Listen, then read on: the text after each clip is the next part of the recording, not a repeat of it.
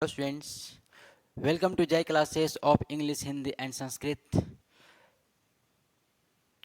I am Janendra Rana, followed by the nickname Jai sir. और मैं आज की इस वीडियो में कक्षा 10वीं हिंदी पाठ्यपुस्तक का 10वां लेसन और कहें तो गद्य खंड से पहला लेसन लेकर आया हूँ। पाठ का नाम है नेताजी का चश्मा। इसे लिखा गया है स्वयं प्रकाश के द्वारा। आधुनिक लेखक उपन्यासकार, इन्हें प्रेमचंद का फॉलोवर माना जाता है और प्रेमचंद की खूबियाँ खासियत इनके लेखन में मिलती हैं। इनका स्वर्गवास हाल ही के दिन में 2019 में हुआ है, पुणे में हुआ है। शायद यह जानकारी होगी आप लोगों को। अब आते हैं इस पाठ पर, नेताजी का चश्मा। हम जैसे ही नेताजी की बात करते हैं तो सुभाष चंद्र बोस का चेहरा आता है और नेताजी का नाम आते के साथ, उनका चेहरा आने के साथ साथ उनके आँखों पर लगा हुआ चश्मा भी हमारे दिमाग में घूमता है। यहाँ कहानी जो है उन्हीं के चश्मे के ऊपर है। इस कहानी को पहले हम देखते हैं, समरी करते हैं, भली भांति समझते हैं, फिर इसके मैसेज की ओर चलते हैं। आखिर लेखक इसके माध्यम से संदेश क्या देना चाहता है।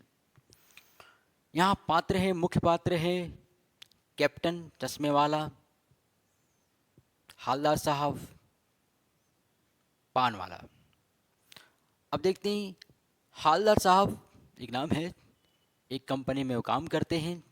किस पोस्ट पर हैं ये पता नहीं है, लेकिन एक कस्बे से वो गुजरा करते हैं हर 15वें दिन में। कस्बा, मोहल्ला, कॉलोनी कह सकते हैं उसे।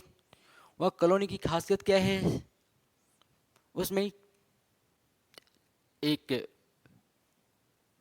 सिनेमा घर है, बल्कि 2 सिनेमा घर है, एक सीमेंट का फैक्ट्री है, एक लड़कों का स्कूल है, एक लड़कियों का स्कूल है, और वहाँ एक नगर पालिका है। लेखक इतना बताता इसलिए है कि यह जो नेताजी का चश्मा की जो बात आई है उसी नगर पालिका से संबंध रखता है। तो नगर पालिका के उत्साही कर्मचारियों ने यह संकल्प लिया कि उस कस्बे में, उस चौराहे पर नेताजी की प्रतिमा स्थापित करनी है, और इसके लिए हड़बड़ी दिखाया। संभवतः जो शासनावधि था, कार्यावधि था, वो समाप्त होने वाला था और हड़बड़ी में उस काम को अंजाम देने की बात को सोचा गया। तो ये बहुत अच्छा पहल था। जितना बजट की जरूरत थी प्रतिमा लगाने के लिए, शायद उतना बजट उपलब्ध ना रहा होगा, और इसलिए संगमरमर की मूर्ति लगाने के साथ साथ जो मूर्तिकार होना चाहिए था, सिद्ध मूर्तिकार, उसको नहीं ला करके स्थानीय कलाकार को ही यह जिम्मा दे दिया गया। स्थानीय कलाकार कौन है, तो मान लीजिए वो मोतीलाल जी हैं, मान लीजिए, लेखक छिपाता है उसके नाम को, और कोई इस हाई स्कूल के ड्राइंग टीचर हैं, वो मास्टर हैं, और उनकी खासियत क्या है कि महीने दिन तक वो मूर्ति बनाने में विश्वास रखते हैं, और फिर यदि प्रशंसा मिली तो बहुत अच्छी बात है, यदि प्रशंसा ना मिली उसकी कलाकृति का तो वो तोड़ फोड़ देने में विश्वास भी रखते हैं। तो इस तरह से ही उन्होंने एक प्रतिमा तैयार की, बिल्कुल संगमरमर की, सुंदर लग रही थी, मूर्ति कमसीन लग रही थी।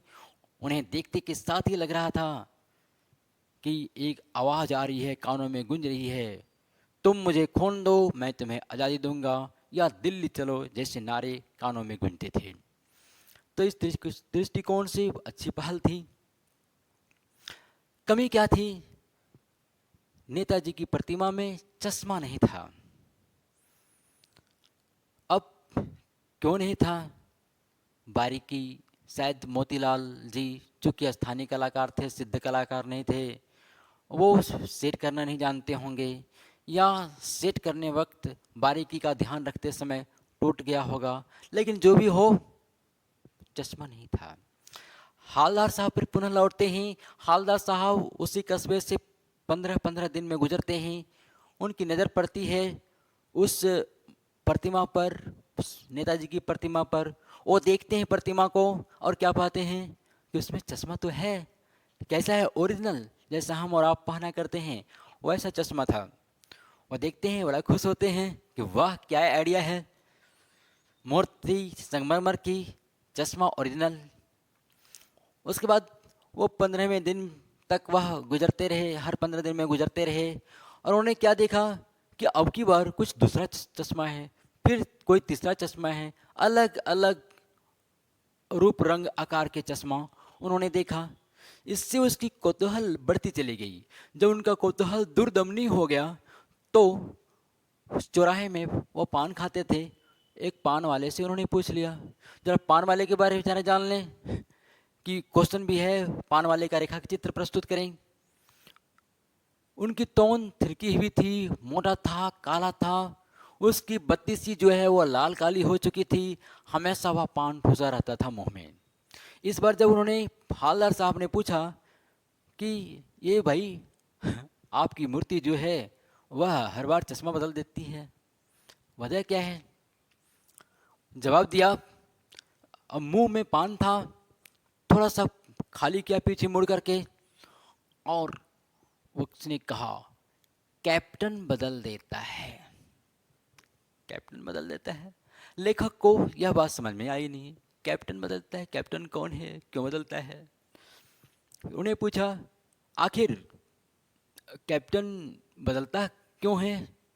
उन्होंने कहा मान लो कोई ग्राहक आ गया, वो टूटी फूटी भाषा में बोलता है, मान लो कोई गिराक आ गया, तो ग्राहक आ गया और उसको वही चश्मा पसंद है जो चश्मा लगा हुआ है नेताजी की प्रतिमा पर, तो वह क्या करेगा? उसी चश्मा को वह उतारेगा, ग्राहक को देगा और अपनी दुकान में से, उसी छोटी सी दुकान में से एक चश्मा फिर पुनः लगा देता है।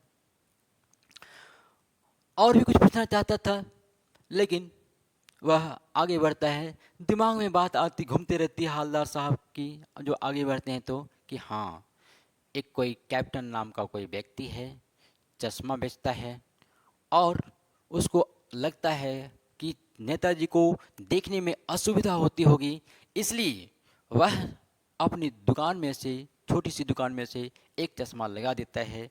और इस तरह से उसका पहल उसे अच्छा लगा, उसे लगता था कि वह एक देशभक्ति का इजहार करता है, देशभक्ति दर्शाता है उसके कर्मों से। इस तरह से वे खुश हैं। आगे वो 15वें दिन में आना जाना करते रहे, जैसा मैंने पहले बता दिया है। पान खाते हैं, रुकते हैं, मूर्ति को निहारते हैं। एक बार उन्होंने पूछा कि भाई चश्मा जो बार बार मूर्ति चश्मा बदल रही है, इसका ओरिजिनल चश्मा क्या हुआ? जवाब में, और फिर पान तो ठूसा हुआ है, फिर खाली करता है पान वाला और कहता है मास्टर बनाना भूल गया। अब हम तो समझ चुके हैं मास्टर कौन है, मोतीलाल जी, जिन्होंने मूर्ति को बनाया था। अब आगे पूछना चाहता है आखिर उसको कैप्टन क्यों कहते हैं? जब चश्मा बदलता है, चश्मा लगाता है तो उसने, उसकी कौतूहल बढ़ती जा रही है। उन्होंने कहा आखिर कैप्टन क्यों कहते हैं, क्या वो कहीं कैप्टन तो नहीं है, नेताजी सुभाष चंद्र बोस का आज़ाद हिंद फौज का कहीं कैप्टन तो नहीं है, ऐसा कुछ, या स्वतंत्रता सेनानी तो नहीं रहा है, ऐसा कुछ। पान वाला जवाब देता है, क्या जैसा जवाब देता है सुनिए, अरे वो क्या जाएगा फौज में, अरे लंगड़ा पागल है वो, पागल,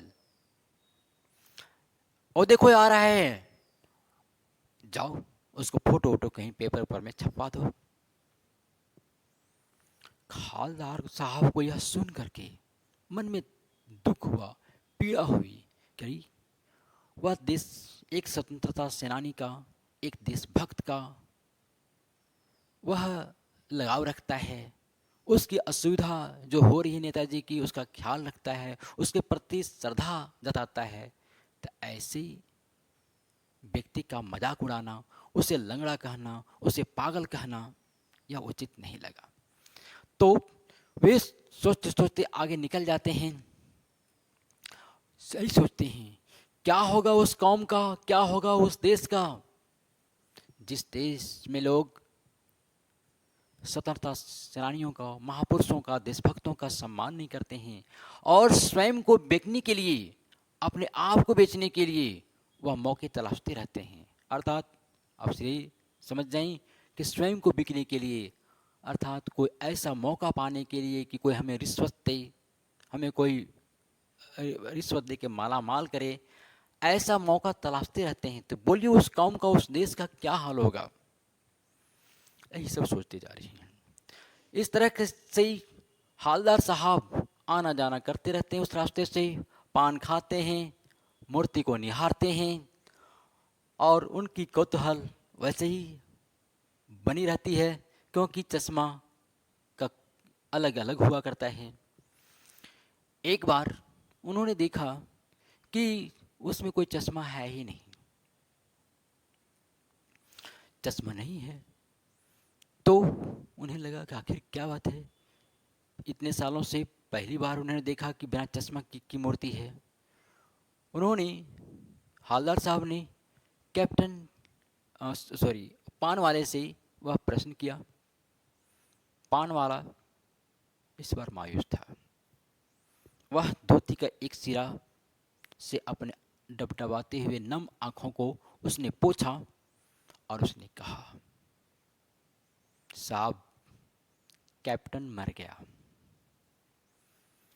अब बात समझ में आ गई कि कैप्टन ही एकमात्र व्यक्ति था जो उस मूर्ति का ख्याल रखता था, वह चश्मा लगाया करता था। और चूंकि वह मर गया तो अब चश्मा लगाने वाला कोई नहीं है, उसके ऊपर ख्याल रखने वाला कोई नहीं है कि नेताजी को देखने में असुविधा होती होगी या उनका चित्र जो है, उसकी खूबसूरती जो है वो चश्मे के अभाव में फबती नहीं है, ऐसा कोई सोचने वाला नहीं था। पुनः एक बार उस कस्बे से गुजरते हैं, दुखी हैं, मायूस हैं। उन्होंने सोचा कि चूंकि कैप्टन मर चुका है, कैप्टन मर गया है, तो चश्मा लगाने वाला कोई नहीं होगा। जब कोई नहीं होगा चश्मा लगाने वाला, तो इतना दुखित, इतना आहत थे कि उधर देखना ही उचित नहीं समझे। उन्होंने ड्राइवर को कह दिया कि पान कहीं और खा लेंगे, काम बहुत ज़्यादा है, इसलिए सरपट निकल जाना, आगे निकल जाना। इस बात को उन्होंने छिपा लिया, तो मन ही बना लिया था कि उधर तो वो देखेंगे नहीं, कि देखने से उन्हें दुख होगा।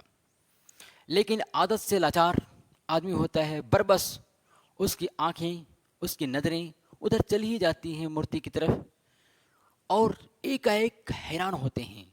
हैरान होकर के तुरंत कहते हैं, क्या कहते हैं, गाड़ी रोको। ड्राइवर एकाएक जोर से ब्रेक मारता है। सबका ध्यान उधर चला जाता है कि आखिर क्या बात हुई कि बीच चौराहे पर एकाएक गाड़ी को रोक दी जाती है। हालदार साहब गाड़ी के रुकने का इंतजार नहीं किया, वो सीधे मूर्ति की तरफ चले गए लंबे लंबे कदमों से। वहां जाकर के खड़ा हो जाते हैं और क्या पाते हैं, वहां देखते हैं तो मूर्ति में सरकंडे का चश्मा लगा हुआ है। सरकंडे का चश्मा एक खास तरह का नरकट, एक खास तरह का पौधा जो बांस की तरह, बेंत की तरह होता है, तो वह चश्मा मूर्ति पर लगाया हुआ है, उससे बना हुआ चश्मा मूर्ति पर लगाया हुआ होता है। हालदार साहब समझ गए कि यह चश्मा जो लगाया हुआ है किसी नादान, किसी अबोध बालक के द्वारा लगाया हुआ है। इसी बात को लेकर के वे भावुक हो गए, क्योंकि हालदार साहब को समझ में बात आ गई थी कि संभवतः देशभक्तों को आदर देने वाला, देशभक्तों को श्रद्धा सुमन अर्पित करने वाला इस दुनिया में, इस धरती पर, इस भारत की धरती पर अब कोई नहीं रहा। नाम मात्र का था, जो एक उसमें से एक हाँ कैप्टन था, और उस वो तो मर चुका है। जब मर चुका है तो लगाने वाला कोई नहीं होगा। लेकिन इस बात से वो बहुत ही भावुक हो गए हैं कि वह समझ जो उनकी थी आई थी वह झूठी निकली, क्योंकि अबोध बालक ने अपनी समझ से, अपने हैसियत के अनुसार उसने चश्मा फिट कर दिया था। यह दर्शाता है चश्मा कितनी कीमत की है, कितना महंगा है, कितना सुंदर है। यह महत्व नहीं रखता, महत्व इस बात का रखता है कि उस बच्चे ने सोचा, उस बच्चे को महसूस हुआ, उसने फील किया क्या कि नेताजी को देखने में असुविधा होती होगी, या उसका उसका जो फिगर है, उसकी जो तस्वीर है वह चश्मे के अभाव में फबती नहीं है। इतना सोचा, इसका मतलब यह हुआ कि देशभक्ति की भावना, राष्ट्रीयता की भावना पूर्णतः लुप्त नहीं हुई है, बच्चे में है। अर्थात नई पीढ़ी में भी देशभक्ति की भावना बनी हुई है।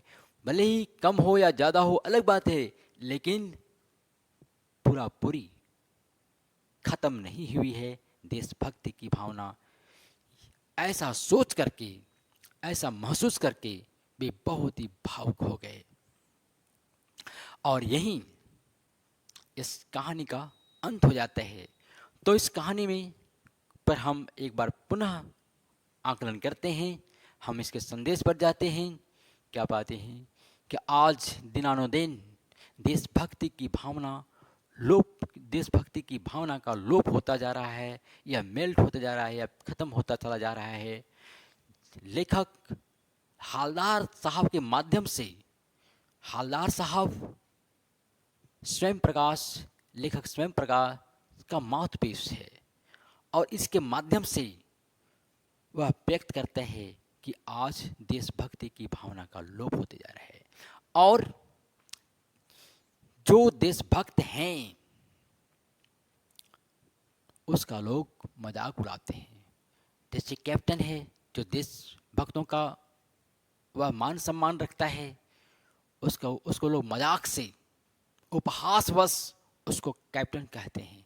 आदर से उसको कोई कैप्टन नहीं कहता। तो उसका लोग आज जो देशभक्ति की बात करता है वह उपहास का पात्र हो जा रहा है आजकल। और फिर लेखक मैसेज देना चाहता है इस पाठ के माध्यम से, क्या कि देशभक्त होने के लिए, देशभक्ति दिखाने के लिए कोई ज़रूरी नहीं है कि हम वर्दी धारण करें, कोई ज़रूरी नहीं है कि कंधे पर बंदूक धारण करें, कोई ज़रूरी नहीं है कि सीमा पर हम डटे रहें। देशभक्ति की भावना को हम अपने सारे दैनिक कार्यों को संपादित करते हुए भी, छोटी छोटी चीज़ों का ख्याल रखते हुए भी हम देश की सेवा कर सकते हैं, देशभक्ति की भावना को बनाए रख सकते हैं। इसके बाद एक मैसेज लेखक जो देना चाहता है यह है कि महापुरुषों का की प्रतिमा लगाना चौक चौराहे पर यह आम बात हो गई है, लेकिन सिर्फ प्रतिमा लगा देने से ही हमारी जिम्मेदारी खत्म नहीं हो जाती। हमारी जिम्मेदारी बनती है उसका साफ सफाई की जाए समय समय पर, और उसका देख रेख जरूरी है। उसमें क्या क्षतिग्रस्त क्या कोई चीज़ हुआ है, इस चीज़ का ख्याल रखना जरूरी है। समय समय पर उस महापुरुष के बारे में जिसकी प्रतिमा लगाई गई है उसके बारे में लोगों को जानकारी देना, कुछ उसके जन्म दिवस, जयंती अथवा अन्य कोई उससे जुड़ा हुआ कोई अवसर हो, कोई समय कालखंड हो, उसके बारे में जानकारी देना, जिससे कि ज़्यादा से ज़्यादा लोग उनके बारे में जान सके, लोग प्रेरित हो सके, यह भी ध्येय होना चाहिए। हम अक्सर देखते हैं चौक चौराहों में मूर्तियाँ खूब होती हैं, प्रतिमाएं खूब लगी होती हैं महापुरुषों की, और उनकी जयंती पर या उनके खास अवसर पर उसके पुष्प अर्पित किए जाते हैं, और वो सूखे पड़े रहते हैं महीनों दिन तक। फिर वो तब उसको साफ किया जाता है, हटाया जाता है, जब पुनः उनकी जयंती मनाई जाती है। तो ऐसा नहीं होना चाहिए। हमें महापुरुषों का मान सम्मान करना चाहिए। यदि प्रतिमा स्थापित करते हैं तो उसका रख रखाव भी बहुत ज़रूरी है। तो मेरे ख्याल से यह कहानी आपको अच्छी लगी होगी, भली भांति समझ में आ गई होगी। अब हम अगली वीडियो में हम इसके प्रश्नोत्तर पर चले जाएंगे। तब तक के लिए धन्यवाद।